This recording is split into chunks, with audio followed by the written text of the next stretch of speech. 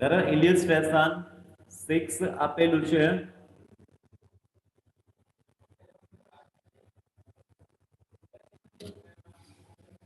Raghukul Limited issued 5 lakh equity share each of ₹10 at a 10% premium. Entire issue was fully underwritten by Sri Ram, Lakshman, Bharat and Shatrugna as under.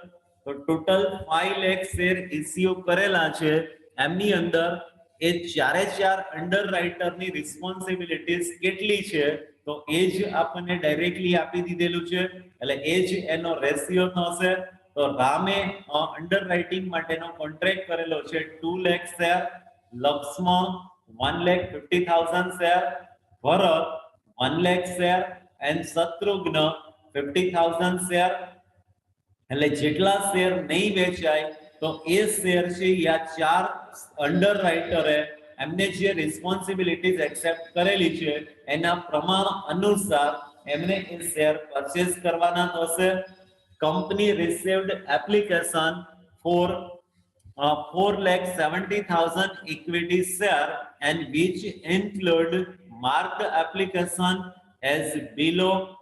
બરાબર કંપનીને total 4,70,000 equity share માટેની application મળેલી છે અને એમાંથી marked application આપણને આપેલી છે તો Shriram 2,20,000 share Lakshman 1 lakh share Bharat 80,000 share and Shatrughna 50,000 share અને આનો ટોટલ કરો એટલે ટોટલ માર્કડ એપ્લિકેશન થશે અને જેટલા એપ્લિકેશન્સ મળેલી છે એમાંથી માર્કડ એપ્લિકેશન તમે લેસ કરશો એટલે એના આધારે તમને અનમાર્કડ એપ્લિકેશન મળી શકે underwriters will be paid 5% commission. A certain net liabilities of underwriter and pass journal entries in the books of Raghukul Limited. એટલે એક તો આપણે એની રિસ્પોન્સિબિલિટીઝ દર્શાવતું સ્ટેટમેન્ટ પ્રિપેર કરવાનું છે અને સાથે સાથે રઘુકુલ લિમિટેડની બુક્સમાં એને related journal entries pass on કરવાની છે તો સૌથી પહેલા તો દરેકની લાયબિલિટીઝ દર્શાવતું પત્રક આપણે સમજી લઈએ તો સ્ટેટમેન્ટ શોવિંગ લાયબિલિટીઝ ઓફ અંડરરાઇટર એટલે કે બાંયધરી દલાલો અંડરરાઇટરની જવાબદારી દર્શાવતું પત્રક હવે એના માટેનો રિસ્પોન્સિબિલિટીઝનો રેશિયો અહીંયા આપણને આપેલો નથી એની જગ્યાએ કોણે કેટલા શેર માટેની બાંયધરી આપેલી છે એ જ તમને ડાયરેક્ટલી અહીંયા આપી દીધેલું છે તો રામની રિસ્પોન્સિબિલિટીઝ છે 2 લાખ શેર માટે લક્ષ્મણ 1,50,000 શેર ભરત 1 લાખ શેર અને શત્રુઘ્ન 50,000 શેર તો એનો રેશિયો આપણને જોવા મળશે 4:3:2:1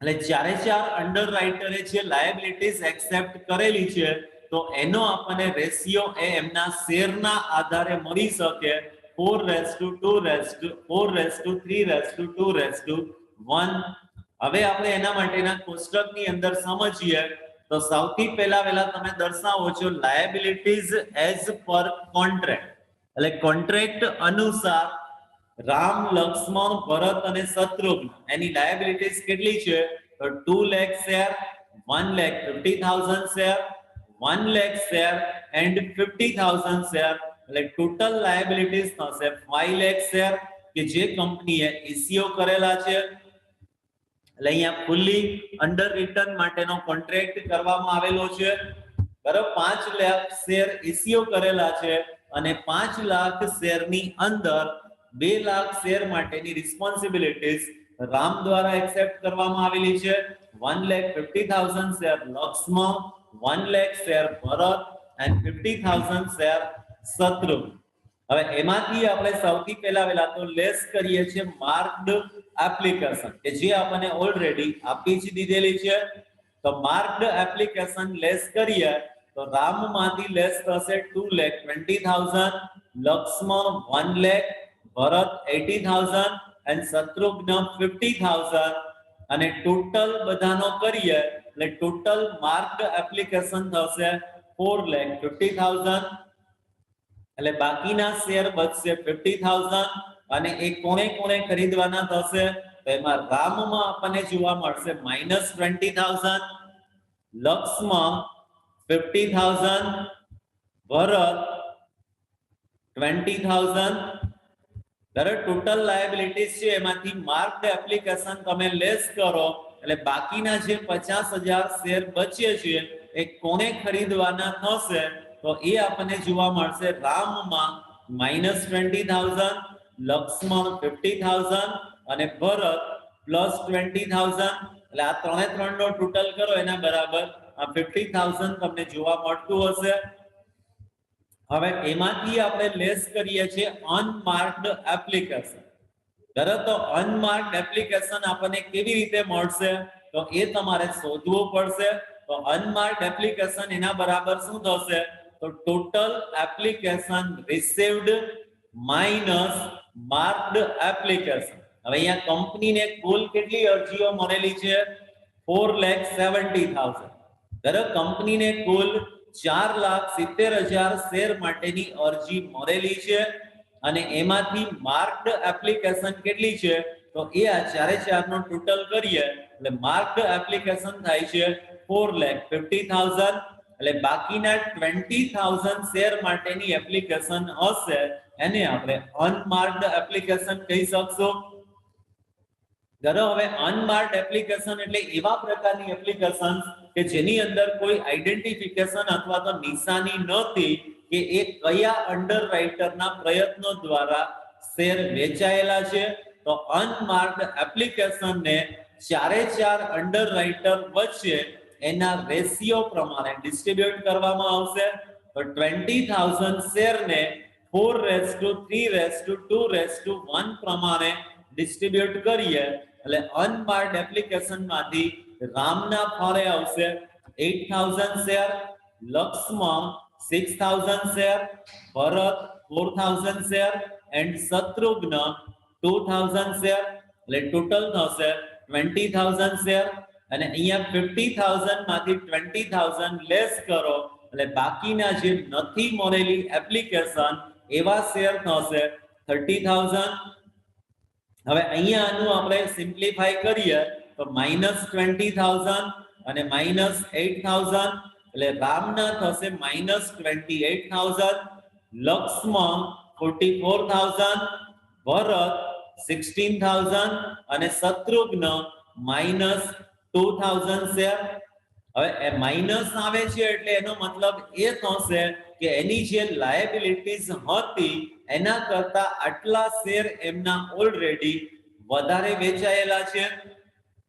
બરાબર, અને છેલ્લું સ્ટેપ્સ તમે એપ્લાય કરશો less excess of Ram and Shatrugna credited to Lakshman and Bharat.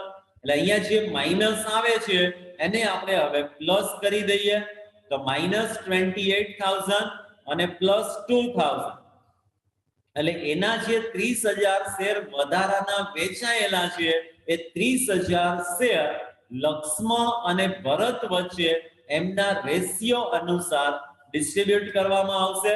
તો ટોટલ એ 30,000 શેરને 3:2 પ્રમાણે લક્ષ્મણ અને ભરત વચ્ચે આપણે ડિસ્ટ્રીબ્યુટ કરીએ એટલે 30,000 શેરમાંથી 18,000 શેર લક્ષ્મણમાં જશે અને બાકીના 12,000 શેર ભરત વચ્ચે ડિસ્ટ્રીબ્યુટ કરવામાં આવશે.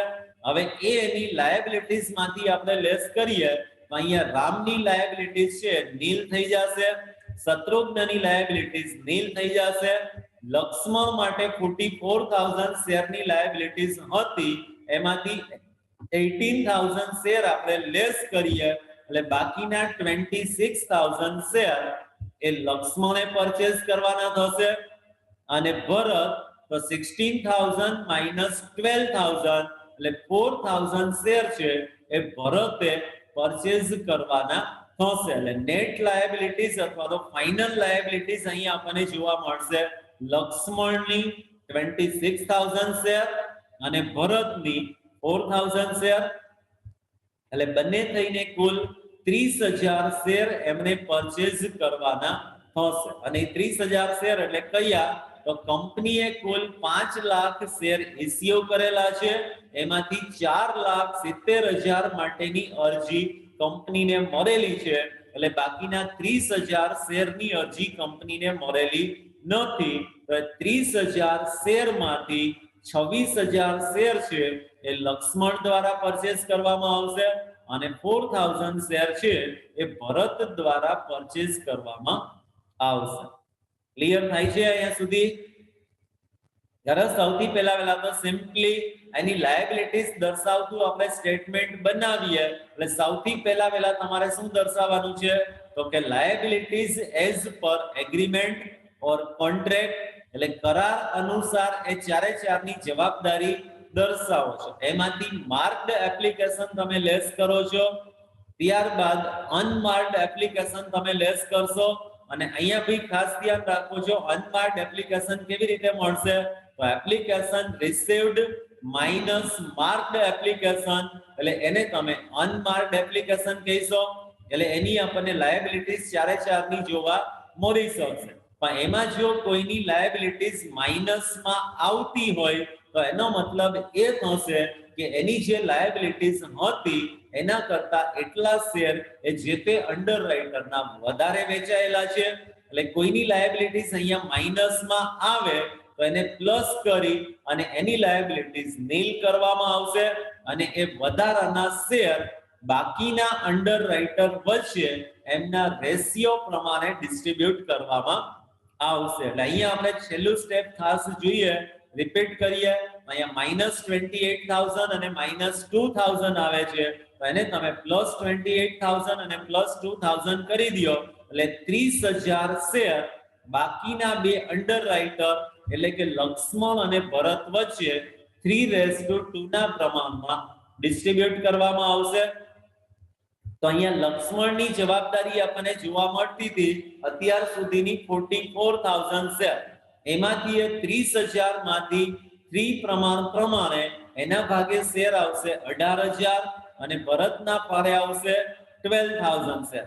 એટલે એમાંથી આપણે લેસ કરીએ એટલે લક્ષ્મણ અને ભરતની ફાઇનલ લાયબિલિટીઝ આપણને જોવા મળશે 26,000 શેર એન્ડ 4,000 શેર. એટલે બાકીના જે 30,000 શેર કે જેના માટે કંપનીને અરજી મળેલી નથી, તો એમાંથી 26,000 શેર લક્ષ્મણ દ્વારા પરચેસ કરવામાં આવશે અને 4,000 શેર છે એ ભરત દ્વારા પરચેસ કરવામાં આવશે. ક્લિયર? સમજાઈ જાય અહીંયા સુધી? અહીંયા સુધીમાં કઈ પ્રશ્ન? નહીં. ઓકે, આગળ હવે એની જર્નલ એન્ટ્રીઝ આપણે કરીએ. તો જર્નલ એન્ટ્રીઝમાં સૌથી પહેલી નોંધ કરશું આપણે 4,70,000 શેર માટે અરજીની રકમ મળે છે એના માટેની નોંધ કરીએ. હવે શેર છે જો અહીંયા ખાસ ધ્યાન રાખો છો, દરેક ₹10 નો એક એવા શેર છે અને જે 10% પ્રીમિયમથી ઇસ્યુ કરવામાં આવેલા છે. એટલે આપણને કુલ એક શેર દીઠ ₹11 પ્રમાણેની રકમ મળશે. હવે એ પૈસા મળે એટલે એના માટેની આપણે નોંધ કરીએ છીએ cash or bank account debited to equity share capital account and to share premium account. બરાબર, તો અહીંયા 4,70,000 શેરના ₹10 પ્રમાણેની રકમ શેર કેપિટલ એકાઉન્ટમાં ક્રેડિટ કરવામાં આવશે અને 4,70,000 શેરના ₹1 પ્રમાણે પ્રીમિયમની રકમ એ પ્રીમિયમ એકાઉન્ટમાં ક્રેડિટ કરવામાં આવશે અને બધા થઈ અને કુલ કેટલા પૈસા મળે છે આપણને? તો કે 51,70,000 રૂપીસ તમને મળશે પ્રીમિયમ સહિત. એટલે એના માટે પહેલી નોંધ આપણે કરીએ છીએ, જાહેર જનતા પાસેથી જે શેર મળેલા છે એના પૈસા આપણને મળેલા હશે તો એના માટેની સૌથી પહેલી નોંધ કરવામાં આવશે કેશ ઓર બેંક એકાઉન્ટ ડેબિટેડ. અહીંયા પ્રીમિયમ સહિતની રકમ આપણને મળશે 51,70,000 તો ઇક્વિટી શેર કેપિટલ એકાઉન્ટ. હવે શેર કેપિટલ એકાઉન્ટમાં એની દાર્શનિક કિંમત એટલે કે ફેસ વેલ્યુ ₹10 જેટલી રકમ જ જમા કરવામાં આવશે. તો 4,70,000 શેરના 10 રૂપિયા પ્રમાણે શેર કેપિટલ એકાઉન્ટમાં ક્રેડિટ થશે 47 લાખ રૂપીસ અને 4,70,000 શેરના 1 રૂપિયા પ્રમાણે પ્રીમિયમ મળેલું છે.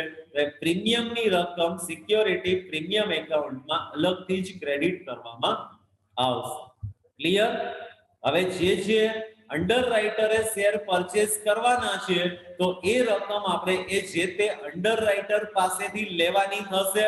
તો અહીંયા લક્ષ્મણે 26,000 શેર પરચેસ કરવાના થશે. એના માટેની આપણે નોંધ કરીએ તો એના માટેની નોંધ થશે Shri Laxman account debited to equity share capital account and to share premium account. હવે એ બી શેર ખરીદશે એટલે એ બી પ્રીમિયમ સહિતના જ શેર છે તો પ્રીમિયમ સહિત જ આપણે એમની પાસેથી રકમ લેવાની થશે. તો લક્ષ્મણે અહીંયા કેટલા શેર પરચેસ કરવાના છે? 26,000 શેર અને 26,000 ના 10 રૂપીસ પ્રમાણેની અમાઉન્ટ શેર કેપિટલ એકાઉન્ટમાં ક્રેડિટ કરવામાં આવશે અને 26,000 ના 1 રૂપીસ પ્રમાણે પ્રીમિયમ થશે 26,000 રૂપીસ. તો 26,000 રૂપીસ એના શેર પ્રીમિયમ અકાઉન્ટમાં ક્રેડિટ કરવામાં આવશે. ક્લિયર? સમજાય છે?